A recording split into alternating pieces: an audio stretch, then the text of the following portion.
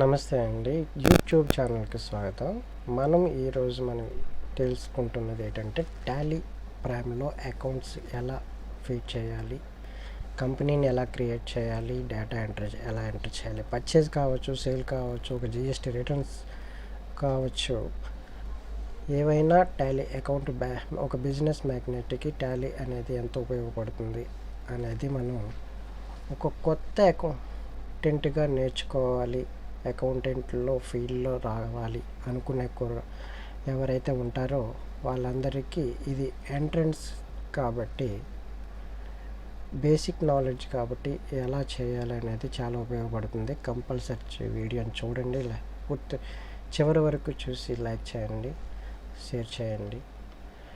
ఇక టాపిక్లోకి వెళ్ళిపోయినట్లయితే మనం కొత్త వెర్షన్స్తో ఉన్న ప్రజెంట్ టాలీ ప్రైమ్ ఓపెన్ చేస్తున్నాం. టాలీ ప్రైమ్ అనేది ఇలా లోగో అనేది మనకి కనిపిస్తుంది ఉంటుందండి. టాలీ లోగో అనేది ఓపెన్ చేసిన తర్వాత టాలీ అనేది మన కంప్యూటర్లో ఇన్స్టాల్ చేసుకున్న తర్వాత టాలీ ప్రైమ్ని ఓపెన్ చేస్తున్నాం.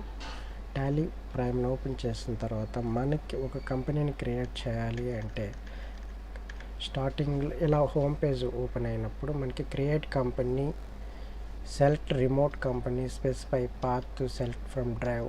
మనకు ఆల్రెడీ క్రియేట్ అయి ఉంటే డ్రైవ్ నుంచి తీసుకోవచ్చు. స్పెసిఫిక్ పాత్ ఎక్కడైనా మనం డేటా అనేది స్టోర్ చేసి ఉన్నట్లయితే అక్కడి నుంచి కూడా డేటా తీసుకోవచ్చు. లేదు మనం ఒక కొత్త కంపెనీని క్రియేట్ చేద్దాం అనుకుంటున్నప్పుడు క్రియేట్ కంపెనీ ఆప్షన్లోకి వెళ్ళి ఆప్షన్ సెలెక్ట్ చేయవలసి ఉంటుంది. సెలెక్షన్ ఆప్షన్లో మనం ఫస్ట్ ఎంటర్ బటన్ అనేది మనం యూజ్ చేయవలసి ఉంటుంది. ఎంటర్ క్లిక్ చేసినట్లయితే మనకి ఇలా పేజ్ అనేది ఓపెన్ అవుతూ ఉంటుందండి. ఈ పేజ్ ఓపెన్ అయిన తర్వాత ఇక్కడ మనకి కనిపించేది బ్యాక్ స్పేస్ వాడినట్లయితే పైన కంపెనీ డేటా పాత్ అనేది మనం ఎక్కడైతే డేటా అనేది మనకి స్టోర్ అయి ఉండాలి అనుకుంటున్నామో ఆ పాత్ అనేది అక్కడ మనం ఇవ్వాల్సి ఉంటుంది. అది మనం ఎక్కడైనా ఇచ్చుకోవచ్చు. లేదు అదే ఆల్రెడీ సిస్టమ్ ఒక పాత్ తీసుకున్నట్లయితే ఆ పాత్ని కూడా మనం అక్కడ ఉంచవచ్చు.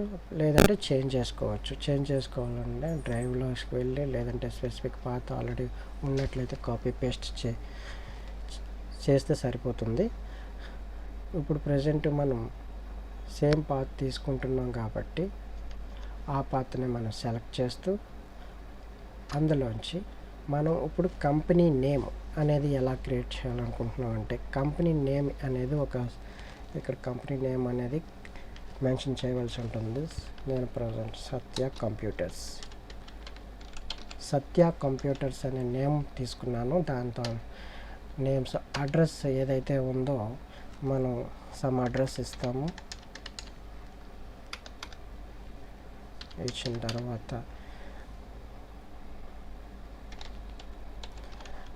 అడ్రస్ అనేది మనం ఇవ్వాల్సి ఉంటుంది.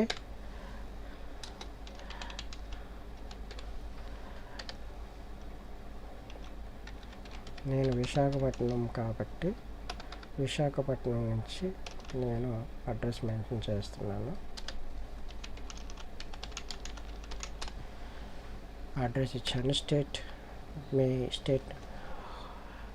మీ స్టేట్ ఏదైతే ఉంటుందో స్టేట్ సెలెక్ట్ చేసుకోండి. పిన్ కోడ్ ఏదైతే ఉందో అది సెలెక్ట్ చేసుకోండి.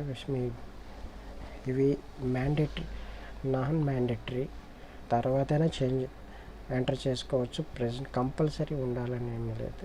అడ్రస్ మాత్రం కంపల్సరీ ఉండాలి. ఈ ఫోన్ నెంబరు, మొబైల్ నెంబరు అనేది ఫోన్ నెంబర్ అనేది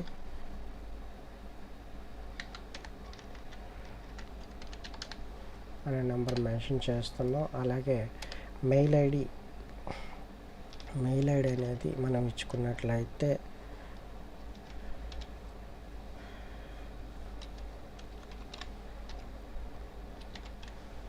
మెయిల్ అనేది కూడా మనం మెన్షన్ చేసుకోవచ్చు. ఇలా చూసుకున్నట్లయితే ఫస్ట్ మనం ఇచ్చింది ఒకసారి బ్యాక్కి వెళ్ళి చూసినట్లయితే కంప్యూటర్ నేమ్ మనం కంపెనీ నేమ్ అనేది మెన్షన్ చేస్తాం. ఎంటర్ బటన్ యూజ్ చేసుకోవచ్చు. దీనికి నెక్స్ట్ కాలంలోకి వెళ్ళాలి అనుకుంటే నేను ఎంటర్ బటన్ క్లిక్ చేయండి. ఎంటర్ సత్య కంప్యూటర్ నేము, తర్వాత అడ్రస్లో మీ డోర్ నెంబరు, ఏ స్ట్రీట్ నేము, తర్వాత ఏరియా, సబ్ లొకేషన్, విలేజ్ అని ఏముంటే అవి అడ్రస్తో ఫుల్ అడ్రస్ కంప్లీట్గా ఇవ్వండి. తర్వాత మీ స్టేట్ ఏదైతే ఉందో స్టేట్ ఇవ్వండి. ఇండియా కంట్రీ ఆటోమేటిక్గా ఉంటుంది. పిన్ కోడ్ అనేది మెన్షన్ చేయాల్సి ఉంటుంది. మొబైల్ నెంబర్ కూడా మీరు మీ కంపెనీ తాలూకా ప్రొపరేటర్ ఎవరైతే ఉంటారో తాలూకా మొబైల్ నెంబర్ మెన్షన్ చేయాల్సి ఉంటుంది. అలాగే కంపెనీ తాలూకా మెయిల్ ఐడి ఉంటే మెయిల్ ఐడి ఎంటర్ చేసుకోండి. ఇప్పుడు ఇక్కడ మనం ఫైనాన్షియల్ ఇయర్ ఏ year financial year mention start చేద్దాం అనుకుంటున్నారో ఆ ఇయర్ మెన్షన్ అనేది ఎప్పుడు మనకి పీరియడ్ అనేది ఏప్రిల్ నుంచి మార్చికి అనేది ఫైనాన్షియల్ ఇయర్ ఉంటుంది. ఒక బిజినెస్ అనేది ఇన్కమ్ ట్యాక్స్ రిటర్న్ అవ్వచ్చు, జిఎస్టీ రిటర్న్ ఫైనాన్షియల్ ఇయర్ అనేది ఏప్రిల్ టు మార్చ్ పీరియడ్ వరకు ఉంటుంది. ఈ పీరియడ్లో మనం ఇక్కడ ఏప్రిల్ 1 నుంచి బిగినింగ్ అనేది ఎప్పుడైతే మనం స్టార్ట్ చేస్తున్నామో ఆ డేట్ నుంచి మనం ఇచ్చుకోవాల్సి ఉంటుంది. ఫైనాన్షియల్ ఇయర్ ఏ ఇయర్ అనేది బుక్స్ కూడా బుక్స్ ఆఫ్ అకౌంట్స్ ఎక్కడి నుంచి books of accounts for example ఏప్రిల్లో ఫైనాన్షియల్ ఇయర్ అయింది కాబట్టి మనము సెప్టెంబర్, అక్టోబర్లో స్టార్ట్ చేసినట్లయితే సెప్టెంబర్ డేట్ ఇచ్చుకోవాల్సి ఉంటుంది. లేదా నేను ఏప్రిల్ నుంచే స్టార్ట్ చేస్తాను అంటే ఏప్రిల్ 1 నుంచి మనం డేట్ అనేది మనకి జిఎస్టీ రిజిస్ట్రేషన్ ఎప్పుడైతే డేట్ మనకి అలాట్మెంట్ వస్తుందో ఆ డేట్ నుంచి మనం ఇక్కడ అనేది బిజినెస్ అకౌంట్స్ ఆఫ్ పీరియడ్ ఇవ్వచ్చు. లేదు అంటే బిజినెస్ సంబంధించిన అకామిడేషన్ వర్క్ ఏదైతే సంథింగ్ జరిగిన క్యాపిటల్ ఇన్వెస్ట్మెంట్స్ జరిగిన ఆ డేట్స్ ముందు మంత్లు జరిగిన అప్పుడు స్టార్టింగ్ డేట్ నుంచి కూడా మనం పీరియడ్ ఇచ్చుకుంటే రిమైనింగ్ ఎంట్రీస్ అనేవి ఎంటర్ చేసుకుంటుంది. సో ఎగ్జాంపుల్ నేను ఫైనాన్షియల్ ఇయర్ లేదు ఫస్ట్ ఏప్రిల్ నుంచే ఇచ్చేసాను అనుకోవచ్చు, ప్రాబ్లం లేదు. ఏప్రిల్ 1 నుంచి కూడా ఇచ్చేసి యాక్సెప్ట్ చేయొచ్చు. యాక్సెప్ట్ చేసిన తర్వాత ఇప్పుడు మనం యాక్సెప్ట్ ఎస్ ఆర్ నో అడుగుతుంది. ఎంటర్ అంటే ఎస్ అని తీసుకుంటుంది. ఎస్కేప్ బ్యాక్ వెళ్ళాలి అంటే నో అనుకుంటే ఎస్కేప్ చేసేయండి. ఎస్ కాబట్టి మనం ఎంటర్ చేస్తున్నాం. ఎంటర్ క్లిక్ చేయగానే మనకి కంపెనీ క్రియేటెడ్ సక్సెస్ఫుల్లీ అని మనకి నెక్స్ట్ పేజ్ ఓపెన్ అవుతుంది. మనం ఫైల్ నేమ్ చూసుకున్నట్లయితే ఇక్కడ సత్య కంప్యూటర్స్ అనేది మీకు కనిపిస్తుంది టాప్లో కంపెనీ నేము. ఇక్కడ అకౌంటింగ్ అనేది మెయింటైన్ అకౌంట్స్ అనేది ఎస్లో ఉండాలి. తర్వాత బిల్స్ ఆఫ్ ఎంట్రీ అనేది ఎస్లో ఉంటుంది. ఎస్లో పెట్టుకొని మీరు ఒకవేళ మీ స్టాకు అని మెయింటైన్ చేయగలిగినట్లయితే ఇన్వెంటరీ ఆప్షన్ అనేది 2 ఆప్షన్స్ ఉంటాయి. Inventory, without inventory. అంటే స్టాక్ వైజ్ మెయింటైన్ చేయగలిగిన కంపెనీ అయినట్లయితే ఇన్వెంటరీ ఆప్షన్లో మీరు సెలెక్ట్ చేసుకోండి. దానికి ఇక్కడ ఎస్ ఆప్షన్ ఇవ్వాల్సి ఉంటుంది. లేదు అనుకుంటే మీరు వితౌట్ ఇన్వెంటరీ వితౌట్ స్టాక్తో మెన్షన్ చేసినట్లయితే నో అనే ఆప్షన్ ఇచ్చుకోవాల్సి ఉంటుంది. ఓకే, నెక్స్ట్ ఇక్కడ must should enable goods and service tax GST అనేది ఎస్ అనేది కంపల్సరీగా ట్యాక్సేషన్లో మనం ఎస్ పెట్టవలసి ఉంటుంది. ఎస్ పెట్టి ఎంటర్ చేసినట్లయితే ఇంకో పేజ్ ఓపెన్ అవుతుంది. మీ తాలూకా మీ స్టేటు మీరు రెగ్యులర్ అయితే రెగ్యులరు, మీ జిఎస్టీ నెంబర్ అనేది రెగ్యులర్ తీసుకున్నారా, కంపోజిషన్ స్కీమ్లో తీసుకున్నారా అనేది ఇక్కడ 2 ఆప్షన్స్ అడుగుతుంది. రెగ్యులర్ అయితే రెగ్యులర్ ఆప్షన్లో పెట్టండి. మీరు అప్లికబుల్ ఎప్పటి నుంచి జిఎస్టీ అప్లికబుల్ అయ్యింది అనే డేట్ ఇక్కడ మెన్షన్ చేయండి. తర్వాత మీ జిఎస్టీ నెంబర్ ఏదైతే ఉందో అక్కడ నుంచి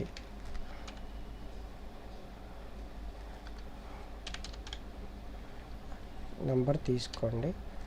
మీ జిఎస్టీ నెంబర్ కరెక్ట్ అయితే కరెక్ట్ అని చూపిస్తుంది. రాంగ్ ఎంటర్ చేశాను కాబట్టి ఇక్కడ మీకు ఇన్కరెక్షన్ రాంగ్ అని చూపిస్తుంది. Okay, next period by GST R1 మనము రెగ్యులర్ అనే ఆప్షన్ ఇక్కడ ఇచ్చాం కదండి. దాని రెగ్యులర్ అనే ఆప్షన్ అంటే మనకి జిఎస్టీ R1 అనేది మంత్లీ రిటర్న్ ఉంటుంది. సో దానికి జిఎస్టీ R1 అనేది మంత్లీ ఆప్షన్లో మనం మెన్షన్ చేసుకుంటే అందులో 2 ఆప్షన్స్ ఉంటాయండి. రెగ్యులర్లో 2 మంత్లీ ఉంటుంది, క్వార్టర్లీ ఉంటుంది. క్వార్టర్లీ అనే వాళ్ళు చిన్న ఫర్మ్స్ వాళ్ళు ఎవరైనా ఉంటే వాళ్ళు క్వార్టర్లీ ఆప్షన్ సెలెక్ట్ చేసుకోవచ్చు. లేదు హెవీ వర్క్ అనేది డేటా అనేది హెవీగా ఉన్నట్లయితే మంత్లీ ఆప్షన్ సెలెక్ట్ చేసుకోండి. B2B పర్సన్స్ ఎక్కువ ఉన్నట్లయితే బిజినెస్ పర్సన్స్ అంటే జిఎస్టీ నెంబర్స్ మనం ఎవరికైతే సప్లై చేస్తామో ఆ పర్సన్స్ మన కస్టమర్స్ తాలూకు జిఎస్టీ నెంబర్స్ ఎక్కువగా ఉన్నట్లయితే వాళ్ళ కోసం మనం మంత్లీ రిటర్న్ మెన్షన్ చేయడం మంచిది. ఎందుకంటే వాళ్ళకి ఇన్పుట్ అనేది మనం అప్లోడ్ చేస్తేనే వాళ్ళకి ఇన్పుట్ ఐటీసీ అనేది క్లెయిమ్ చేయడం జరుగుతుంది ఇన్ టైంలో. సో దానికోసం మనం మంత్లీ ఆప్షన్ అనేది ఇక్కడ సెలెక్ట్ చేసుకుంటాము. ఇంకా అడిషనల్ ఫీచర్స్ ఏమి ఉన్నాయంటే జిఎస్టీ రేట్స్ కానీ ఇవేవి మనకి అవసరం లేదు. అవి నో అనే పెట్టేసి ఒకవేళ మీది e invoice applicable. E invoice అంటే ఇప్పుడు ఈ ఇన్వాయిస్ అనేది ప్రజెంట్ 5 కోట్లు దాటిన టర్న్ ఓవర్ ఎవరైతే బిజినెస్ చేసిన వాళ్ళు ఉంటారో వాళ్ళకి ఈ ఇన్వాయిస్ అనేది అప్లికబుల్ అవుతుంది. వాళ్ళు మాత్రమే ఎస్ అనే ఆప్షన్ క్లిక్ చేసుకోవాల్సి ఉంటుంది. ఒక ఫైనాన్షియల్ ఇయర్ 5 కోట్లు దాటిన టర్న్ ఓవర్ ఎవరైతే ఉంటారో వాళ్ళు మాత్రం ఈ ఇన్వాయిస్ అనేది ఎస్ అనే ఆప్షన్లో మనం పెట్టుకోవాల్సి ఉంటుంది. ఆ తర్వాత నుంచి వాళ్ళు ఈ ఇన్వాయిస్ అనేది ప్రతి బిల్కి జనరేట్ చేయడం జరుగుతుంది. ఓకే, ఈ ఇన్వాయిస్ అనేది అప్లికబుల్ పెట్టినట్లయితే అప్లికబుల్ ఫ్రమ్ ఎప్పటి నుంచి అప్లికబుల్ అయ్యింది అనే డేట్ ఇక్కడ అడుగుతుంది. అక్కడి నుంచి మెన్షన్ చేసుకోండి. ప్లేస్ ఆఫ్ మీరు ఎక్కడి నుంచి బిల్ పే చేస్తున్నారు అంటే విశాఖపట్నం. ప్రజెంట్ మేము విశాఖపట్నం కాబట్టి మేము విశాఖపట్నం అని మెన్షన్ చేస్తాం. Default period of invoice report మనకి ఎన్ని రోజుల్లో రిపోర్ట్ కావాలి అనుకుంటే ఒక 3 days రిపోర్ట్ మనకి ఎవ్రీ 3 daysకి రిపోర్ట్ కావాలి. నాకు ఈ ఇన్వాయిస్ పీరియడ్ తాలూకు రిపోర్ట్ అనేది కావాలనుకుంటే 3 days అనేది మెన్షన్ చేసుకోవాల్సి ఉంటుంది. సో ఇది ఓకే చేసిన తర్వాత యాక్సెప్ట్ అనగానే ఎస్ అనేది క్లిక్ చేయవలసి ఉంటుంది. తర్వాత టీడీఎస్ మీకు ఏమైనా టీడీఎస్ ఉన్నట్లయితే ఎస్ అని అప్లై చేయండి, లేదు అనుకుంటే నో అని ఉంచేయండి. అలాగే టీసీఎస్ కూడా ఉన్నట్లయితే టీసీఎస్ అనేవి 2 ఆప్షన్లు ఎప్పుడు వస్తాయంటే మీకు 50 లక్షల టర్న్ ఓవర్ ఒక పర్సన్కి మీరు ఒక పర్సన్ దగ్గర నుంచి మీరు 50 లక్షలు దాటి వ్యాపారం చేసినట్లయితే 50 లక్షల తర్వాత ₹1 నుంచి కౌంటింగ్లో 0.1% టీడీఎస్ అనేది పర్చేజ్ మీద మీరు కట్టవలసి ఉంటుంది. అలాగే టీసీఎస్, ఒకవేళ టీసీఎస్ అనేది 50 లక్షలు దాటి ఎవరికైనా మీరు అమ్మినట్లయితే ఒక పర్సన్కి ఒక సంవత్సరంలో 50 లక్షలు దాటి అమ్మినట్లయితే 50 లక్షలు దాటిన ₹1 కాడి నుంచి కౌంట్ చేసి దాని మీద 0.1% అనేది టీసీఎస్ కలెక్ట్ చేసి మీరు టీసీఎస్ ఫైల్ చేయవలసి ఉంటుంది. ఈ 2 సేల్స్ మీద అండ్ ఇది పర్చేస్ మీద, sales of goods and purchase of goods, ఈ రెండిట్లపైన టీడీఎస్ టీసీఎస్ అనేవి 2 ఉంటాయి. ఆ విధంగా ఉన్నట్లయితే ఎస్ పెట్టండి, లేదంటే నో అని పెట్టేసి మనం ఓకే చేసండి. ప్రజెంట్ నాకు టీడీఎస్ కానీ టీసీఎస్ కానీ లేవు కాబట్టి నేను నో అని పెట్టి ఉంచి ఎంటర్ చేస్తున్నాను. ఇంకా next online access enable browser reports అనేది ఎస్ అలా ఉంచేయండి. నెక్స్ట్ ప్రేరోల్ అంటే మనకి మీరు స్టాఫ్ శాలరీస్ ఎవరైనా మెన్షన్ చేసినట్లయితే వాళ్ళకి ప్రేరోల్ అటెండెన్స్ లిస్ట్ సీట్ ఇవన్నీ క్రియేట్ చేసుకున్నట్లయితే ఎస్ పెట్టుకోండి, లేదంటే లేదు. ప్రస్తుతానికి నేను నో పెట్టేసి ఓన్లీ కంపెనీ క్రియేషన్ కాబట్టి నేను ఇక్కడ వరకు క్రియేట్ చేయాలి. అది నెక్స్ట్ వీడియోలో చెప్తాను ప్రేరోల్ గురించి. ప్రస్తుతానికి నేను ఇక్కడ ఎనేబుల్డ్ మల్టిపుల్ అడ్రసెస్ ఏమైనా ఉన్నాయా అని ఉన్నట్లయితే ఇక్కడ ఎస్ పెట్టండి, లేదంటే సేమ్ ఒకటే బ్రాంచ్ అనుకున్నట్లయితే అది మాత్రమే నో పెట్టి యాక్సెప్ట్ చేయండి. ఇలా జిఎస్టీ తాలూకా ఇది కంపెనీ క్రియేషన్ జరిగింది కదా. కంపెనీ క్రియేట్ జరిగిన తర్వాత చూడండి మనకి సత్య కంప్యూటర్స్ ఇక్కడ నో వోచర్స్ అని ఎంటర్డ్. ప్రస్తుతానికైతే మనం ఏ ఎంట్రీ చేయలేము. ఫైనాన్షియల్ ఇయర్ మనం ఏదైతే ఫైనాన్షియల్ ఇయర్ మెన్షన్ చేసామో ఆ financial year April to March అనేది మనకి ఈ టాప్లో కనిపిస్తుంది. కరెంట్ పీరియడ్ అనేది, current date, started current date. మనము ఏవైనా ఎంట్రీలు వేసినట్లయితే లాస్ట్ ఎంట్రీ ఏదైతే ఉందో ఆ డేట్ పైన మనకి కరెంట్ డేట్ చూపిస్తుంది. ప్రస్తుతానికి ఇందులో నో ఓచర్స్ ఎంటర్డ్, ఇక్కడ ఎలాంటి ఓచర్స్ అనేవి ఎంటర్ చేయలేదు కాబట్టి మనకి ఏప్రిల్ 1 అనేది మనకి ఇక్కడ చూపిస్తుంది. ఇలా కంపెనీని క్రియేట్ చేయడం జరుగుతుంది. ఇలా ఈ వీడియో నచ్చినట్లయితే లైక్ చేయండి, షేర్ చేయండి, సబ్స్క్రైబ్ చేయండి.